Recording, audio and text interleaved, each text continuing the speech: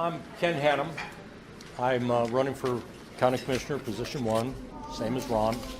And but what first thing I'd like to do is thank the group for having me here tonight. And I'd like to introduce my lovely wife of 56 and a half years, because without her, I wouldn't even be here. I wouldn't be able to do what I'm doing. And as you know, I think a lot about this whole area here, the whole county and the city, and all the problems that we do have. We have more than just one, and I hate to say it, the cannabis problem. We have more than that cannabis problem. We have other major problems in our community and this county that need to be addressed. We have to come up with out-of-the-box thinking. As we're saying, the taxes, we can't do the taxes. We've got to come up with a way to fund the needs for infrastructure, for the sheriff, and for all the other problems that we have in our county. We also need to get, with the county, we need to get a better understanding of all the city's problems so we can work together and pull together to get a good result that all of our people in this community can live with and get along. We need to stop the infighting, I call it, where we're butting heads with each other, our different groups, our different ideologies. I think that what we need to do is come together with all the ideas, and if we have an idea, we can talk, we can have an idea, and maybe we can come up with solutions that everybody can live with and do what needs to be done in this county.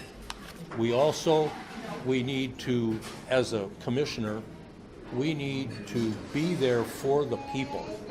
We don't need to be there for us, even though we were elected. We need to be there to answer to the people that put us in office. And we have to be available, we have to understand, we have to be willing to look at all the options that maybe could come out of those conversations. I also want to see a better understanding of how to improve our economy. We need to build a workforce in this community. I've talked to other people that develop and have huge businesses that would like to be here, but there's no job people that have the technology that's needed to help us build that economy.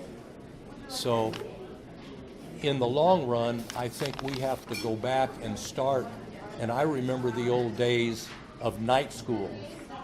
We had night schools where people could go, young people or even middle-aged adults, could go back to school and get a better education that would help them find a better job so they can afford to pay for all the expenses that have come down on us in the last 10 to 15 years.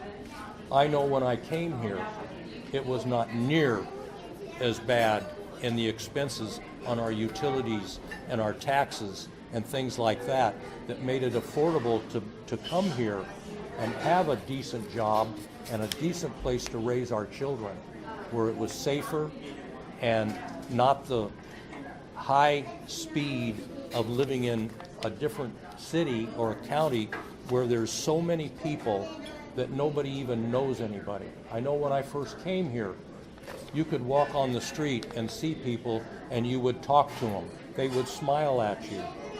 You would have a conversation, even with a perfect stranger, about anything. And we've lost that. But we have to get that back. But we have to improve our total situation in this county. And we have to be able to work together. If we don't, it's going to stay the same as what it is right now, at everybody at odds with each other. And when we have a problem where we need to get funding for our sheriff, for our infrastructure, we have to find the way that doesn't burden the taxpayer to where they cannot afford to even live in our community. And the housing problems that Mr. Smith talked about is a definite problem. We have a shortage, but we also, the cost of everything has raised these fees so bad. I met a woman yesterday that said she's been here for 18 years and she's on the point she can't stay in Grants Pass. She's on a fixed income, she's a single woman, and she doesn't know what she's going to do with the way the tax structure, and her fixed income cannot suffice to pay her bills or to eat. I had another lady a year ago talk to me about that she was taking money out of her food money to pay her taxes and her expenses on the home she lived in. And that is the next step to what, a homeless person that can't afford to stay where she's at. So we have to come up with some reasoning of how we're going to address these problems. And we need the timber, we need the minerals, we need to be able to do that, but we also have to find a way to make it so we can develop the properties and the infrastructure and the resources that we have in this community that would probably put us over the hump. I've been here 42 years, and I know what it was like when I came here 42 years ago. It was way different than it is now.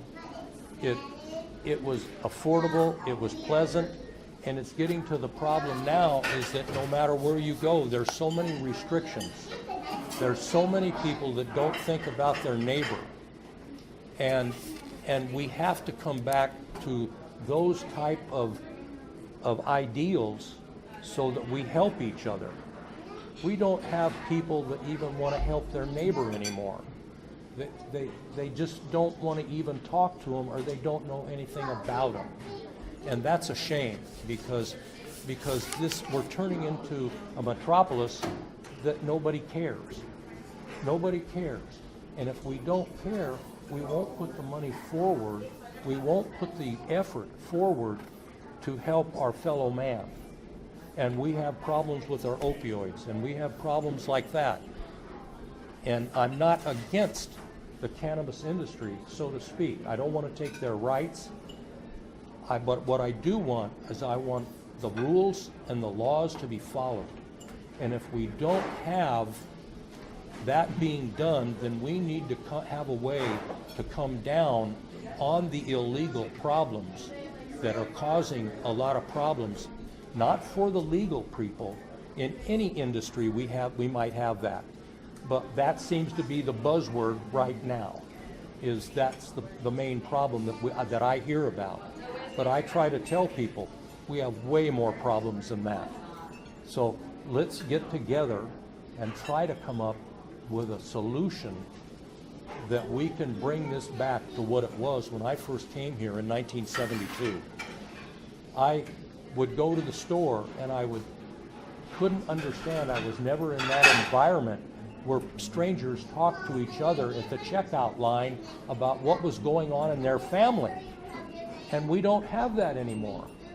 And that's what I felt that we lost, the biggest advantage that I had to raise my family here. And there's a lot of other things that we can talk about, but we need to get back to a good base. If we don't have a base that everybody can agree with, we're not going to go anywhere. We have ways to think outside the box.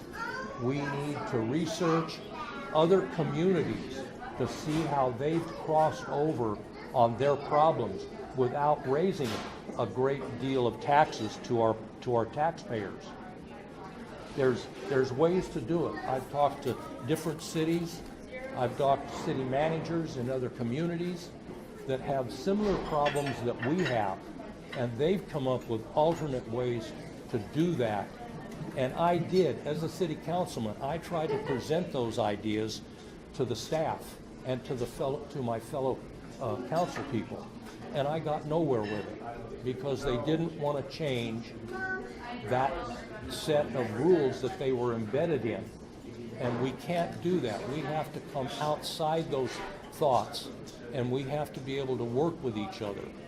And if we don't, it's not going to improve. It's going to get worse. And I know that there was some conversation some time ago about me. I was talked about, about why they don't need another city councilman on the board of commissioners. It was the best education that I could have ever received of what not to do to the county taxpayers and the people that reside in the county.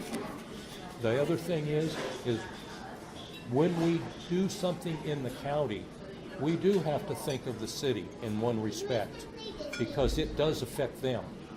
If we need funds, it goes to the city people also. It goes on top of what they are paying. And that's just the way it is, because the city people are county residents. They fall in the same tax burden that the county people do.